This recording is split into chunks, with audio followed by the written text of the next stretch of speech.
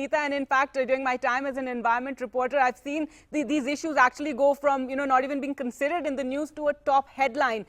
We started the show talking about the achievements during this lockdown, and if we focus on, the clean air that we're seeing and the clean water, what do you think needs to be done by authorities and by each of us to maintain it? Very good question, Gargi. I mean, as you very correctly said, this is an amazing time. I mean, we have seen such dramatic difference in air quality, not so much in water pollution, but definitely in air quality.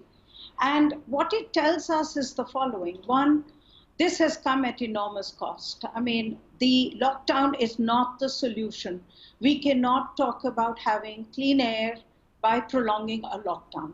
So we need to have clean air after the lockdown is lifted. And that's the question that we need to answer, that what did we learn?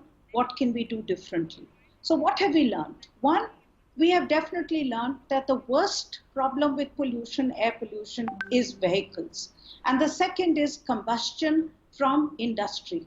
If you look at it today, life has come to a halt and we have no vehicles on the road. And Gargi, you will remember, we've had huge problems with the automobile industry constantly trying to negate the role of vehicles when it comes to air pollution. I think that debate is now over. So let's be very clear that to get clean air in the future, we will have to make sure that two things are done. One, that we can move people and not vehicles, which means augment public transport, do everything that you were just talking about in the earlier segment with Mr. Munjal, and plus. But do it at scale.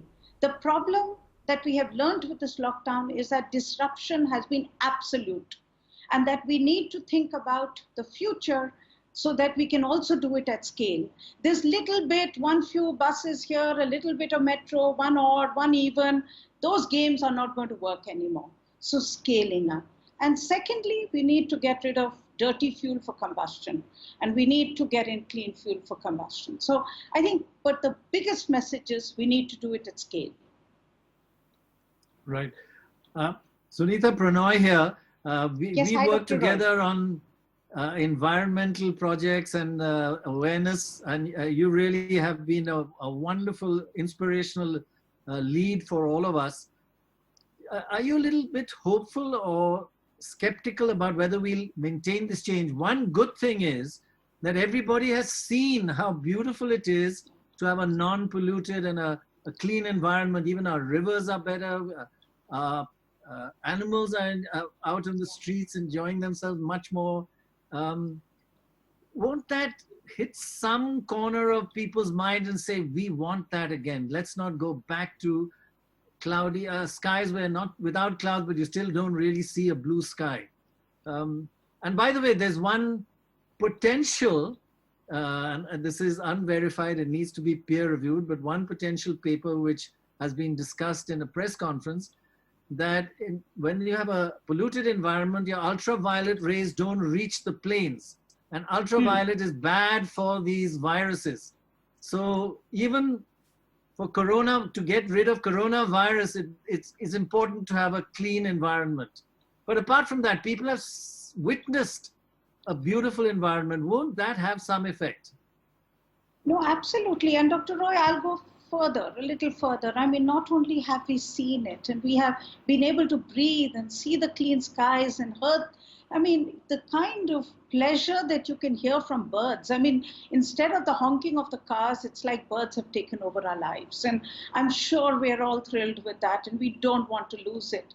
And that will make us more committed. But I think there are two more reasons. One, that if you look at it today, there is more and more data that shows that people are not going to hospitals, that hospital rates have come down dramatically.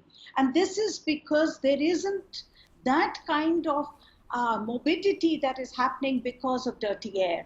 So you are seeing the impact even with health. I mean, corona is the reason why people are going to hospital, but not for other reasons. And the third is that, let's be clear, this virus hits the lungs, which means that you will have a serious problem of comorbidity.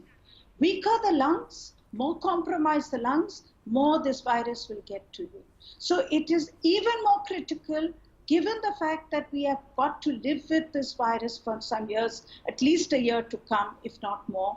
We have to make sure that we reduce our exposure for dirty air, toxic air. So I think these three issues should really drive us, and I hope they will. So I am optimistic. I feel we do have an opportunity to fix both the climate problem and the air problem, and maybe. All right. Maybe. Okay, Sunita, thank you so much for that. On that optimistic note, thanks so much for joining us, and here's hoping for more campaigns together.